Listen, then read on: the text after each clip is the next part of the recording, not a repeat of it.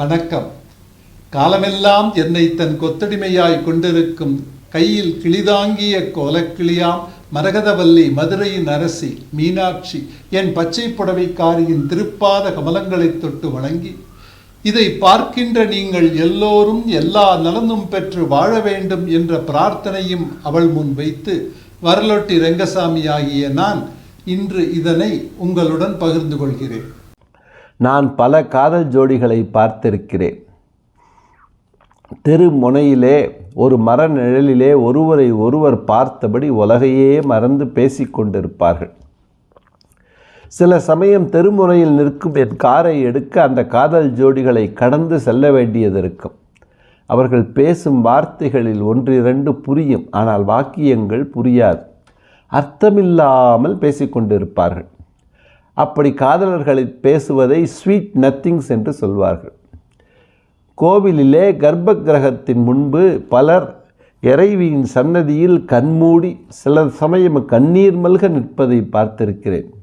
அதில் பலர் உண்மையான பக்தர்களாக இருக்கலாம். ஆனால் ஒருபோதும் அந்த கோவில் காட்சி என் நெஞ்சை தொட்டதில்லை. ஆனால் படக்கும் வெயிலிலே மெரினா கடற்கரையில் காதல் ஜோடிகளை பார்த்து நான் உருகி இருக்கிறேன். நம்மால் காரின் ஏசி ஒரு புள்ளி குறைந்தாலே பொறுக்க முடியவில்லையே, இவர்கள் பாவம் இந்த வெயிலிலும் காதல் மொழிகள் பரிமாறிக்கொண்டிருக்கிறார்களே. நான் அதிகம் கேட்ட வார்த்தைகள் ஐ லவ் யூ தான். அந்த வாக்கியத்தை தான் எத்தனை தரம் சொல்வார்கள். இந்த காட்சி என்னமோ என் நெஞ்சை தொட்டு விடுகிறது. பல சமயங்களில் நெஞ்சை பிசைகிறது. அறிவுபூர்வமாக பார்த்தால் இந்த காட்சியை பார்க்கும் பொழுது ஒரு மாதிரியான பதட்டம் வருகிறது. அதில் சம்பந்தப்பட்ட பெண்ணின் தந்தையின் நிலையிலிருந்து பாருங்கள், நமக்கு பதைப்பாக இருக்கும். உயிரை கொடுத்து படிக்க வைக்கிறேன், இப்படி பொறுப்பில்லாமல் பொறுக்கியோடு உட்காந்துட்டு சல்லாபம் பண்ணிகிட்டு இருக்கியே. வயிற்றெழுச்சலோடு வெளிப்படும் தந்தையின் மைண்ட் வாய்ஸ் அப்படித்தான் இருக்கும். அதை விடுங்கள். இதெல்லாம் ஹார்மோன்களின் சேட்டை என்று நண்பர் சொல்லுவார். என்னால் அப்படி சொல்லி இதை உதாசீனப்படுத்த முடியவில்லை. சுவாரஸ்யமான காட்சி என்று ஒரு பொழுதுபோக்கு அம்சமாகவும் கொள்ள முடியவில்லை. வேலை நாளிலே நண்பகலில் யாருடனோ ஜோடியாக பொழுதை போக்கும் இந்த இளைஞர்களின் எதிர்காலம் எப்படி இருக்கும்? இவர்கள் காதல் தோற்று போகலாம். உறவு, பெற்றோர், ஜாதி, பொருளாதாரம் போன்ற சக்திகளுக்கு முன் இவர்கள் காதல் செல்லுபடியாகாமல் போகலாம். காதலித்தவரை விடுத்து வேறு ஒருவரை திருமணம் செய்து கொள்ள நேரிடலாம். இல்லை, காதலித்தவர்களையே கைப்பிடித்து பின் காதல் கசந்து போய் பிரியவும் நேரிடலாம். அப்படி நடந்தால் அன்றொரு நாள் கமலா 2வது தெரு முனையில் காதலனிடம் பேசிய வார்த்தைகள் நினைவில் இருக்குமா? தெரியாது. இவர்கள் பேசிய வார்த்தைகள் மறந்து போகலாம். எந்த சூழ்நிலையில் பேசினார்கள் என்பதை கூட மறந்து போகலாம். ஆனால் பேசிக்கொண்டிருந்த பொழுது அவர்களிடையே தெரித்த அந்த காதல் உணர்வை அவர்களால் காலம் உள்ளவரம் மறக்க முடியாது. இது சத்தியம். இன்று 18 வயதாகும் அந்த அழகிய பெண்ணால் இன்னும் 50 வருடங்கள் கழித்து பேரம்பேத்தி எடுத்த பின்னும் இந்த முதல் காதல் அனுபவத்தை மறக்க முடியாது. இதில் அனுபவம் என்பது பேசிய வார்த்தைகள் அல்ல, சின்ன சின்ன அத்துமீறல்கள் கூட இல்லை. தான் நேசிக்கப்படுகிறோம் என்ற உன்னதமான உணர்வு, தான் நேசிக்கிறோம் என்ற மனதின் உயர்வு. இந்த உலகில் நாம் 70-80 வருடங்கள் வாழப்போகிறோம். வாழும் காலத்தில் கல்வி கற்போம், சம்பாதிப்போம், செலவு செய்வோம், இன்பம் துய்ப்போம், வலியில் துவழ்வோம், புகழில் சிலிர்ப்போம், அவமானத்தில் கூனி குறுகுவோம். எவ்வளவு சம்பாதித்தோம்? அதை எப்படி செலவழித்தோம்? யார் நம்மை அவமானப்படுத்தினார்கள்? யார் நமக்கு வலியை தந்தார்கள்? போன்ற விஷயங்களை கூட நாம் மறந்து விடலாம். ஆனால் நாம் பெற்ற அன்பையும் நாம் கொடுத்த அன்பையும் ஒரு நாளும் மறக்க முடியாது. மற்ற வகையான அன்பை விட காதலன் காதலி அன்பு கொஞ்சம் விசேஷமானது, வீரியம் மிக்கது. ஆக காதலில் நாம் பரிமாறிக்கொண்ட அன்பை மறக்க முடியாது. நாம் உண்மையாக காதலித்ததையும் காதலிக்கப்பட்டதையும் சத்தியமாக மறக்க முடியாது. காதலால் நாம் உருகி நின்றதை, நம் காதலனை காணாமல் தவித்த தவிப்பை, அவனை கண்டதும் ஏற்பட்ட பூரிப்பை, அவள் கை நம்மேல் பட்டதும் உண்டான சிலிர்ப்பை நம்மால் என்றுமே மறக்க முடியாது.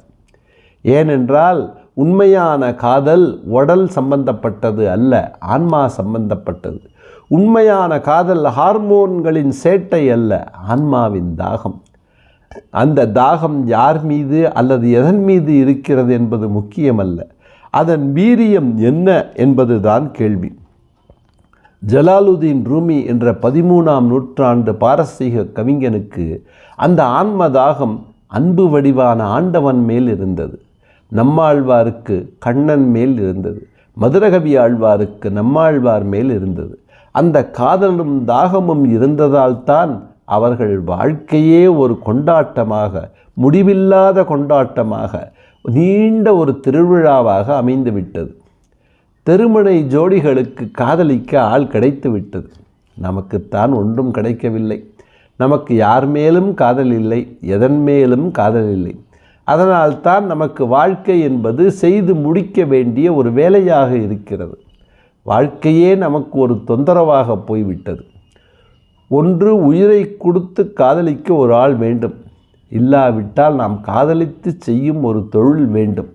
அது வடை சுடுவதாக இருந்தாலும் சரி, காவியம் படைப்பதாக இருந்தாலும் சரி. தந்தை தவறு செய்தார், தாயும் இடம் கொடுத்தார், வந்து பிறந்து விட்டோம், வாழவும் தெரியவில்லை, இதிலிருந்து மீளவும் வழிகளில்லை என்று புலம்பிக் கொண்டிருக்கிறோம். காதலிலே இன்னொரு மகாத்மியம் இருக்கிறது. நமக்கு மேல் ஒரு சக்தி இருக்கிறது என்று நம்புவது தானே இறை நம்பிக்கை, அதுதானே ஆன்மீகம். ஆத்திகனிடம் இறை நம்பிக்கை இருக்கிறது, இல்லை என்று நான் மறுக்கவில்லை. என்றாலும் அந்த நம்பிக்கையின் மூலம் படிப்பு, பதவி உயர்வு, நல்ல வீடு, பெண்ணுக்கு நல்ல சம்பந்தம் பெறலாம் என்று கணக்கு போடும் பொழுது அங்கே வெறும் நம்பிக்கைதான் இருக்கிறது, அன்பு காணாமல் போய்விடுகிறது. உண்மையாக காதலிப்பவர்களை பாருங்கள், காதலுக்காக உயிரை விடவும் சித்தமாக இருப்பார்கள். நான் என்ற நிலை மாறி நாங்கள் என்ற நிலையிலேயே இருப்பார்கள்.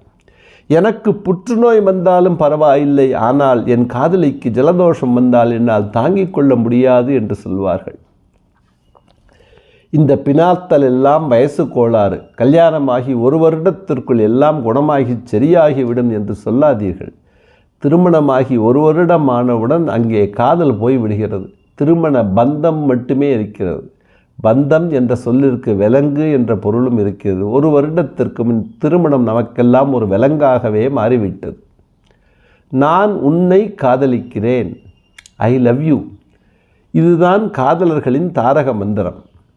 இப்படி தொடங்கும் காதல் வளர வளர ஐ என்பதும் யூ என்பதும் காணாமல் போய் லவ் என்று ஒன்று மட்டுமே மிஞ்சி இருக்கும். நான் உன்னை காதலிக்கிறேன் என்ற வாக்கியத்தில் நான் உன்னை என்ற 2ம் தொலைந்தபின் மிச்சம் இருக்கும் அந்த காதல் தான் கடவுள். அதுதான் கண்ணனாகவும் கர்த்தனாகவும் புத்தனாகவும் முருகனாகவும் அகிலாண்டேஸ்வரியாகவும் ஆலவாய் அண்ணலாகவும் பரிமளிக்கிறது.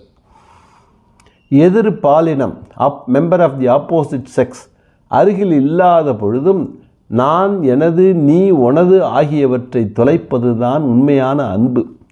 அதை தொலைத்தால் அந்த தொலைத்தல் கடவுளிடம் இருக்கலாம், நீங்கள் செய்யும் தொழிலில் இருக்கலாம், நீங்கள் ஈடுபட்டிருக்கும் கலையில் இருக்கலாம், சேவையில் இருக்கலாம்.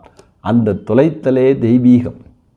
அந்த அன்புதான் ஆன்மா, பிரம்மம் என்பதெல்லாம். இந்த கருத்தை நான் ஒரு அத்தியாயமாகவே கண்ணன் என்னும் காதல் தெய்வம் என்ற நூலிலும் கிருஷ்ணாஸ்கிஸ் என்ற நூலிலும் எழுதியிருக்கிறேன். பிரளயம் வரலாம், இந்த உலகம் அழிந்து போகலாம், அது சம்ஹார நிலை. அப்பொழுது கூட நான் உன்னை காதலிக்கிறேன் என்ற வாசகத்தில் உள்ள நான், உன்னை போன்றவைதான் அழியும். காதலிக்கிறேன் என்பது அழியாது, காதல் அழியாது. ஏனென்றால் காதலுக்கு அழிவில்லை. இது என்ன வெட்டி பேச்சு, காதலுக்கு ஏது மரணம் என்று ஜலாலுதீன் ரூமி கொக்கரிப்பது உங்கள் காதில் விழுகிறதா? அல்லல் படுவோர் நெஞ்சமெல்லாம் அன்பால் என்றும் நிறையட்டும் என்ற பிரார்த்தனையை பச்சை புடவைக்காரியிடம் வைத்து, இதை பார்க்கின்ற நீங்கள் இந்த நாளை போல் இனி வரும் நாட்களையும் இனிதே கழிக்க வேண்டும் என்று அவளை வேண்டிக் கொண்டு உங்களுக்கு நன்றி கூறி விடைபெறுகிறேன். நன்றி, வணக்கம்.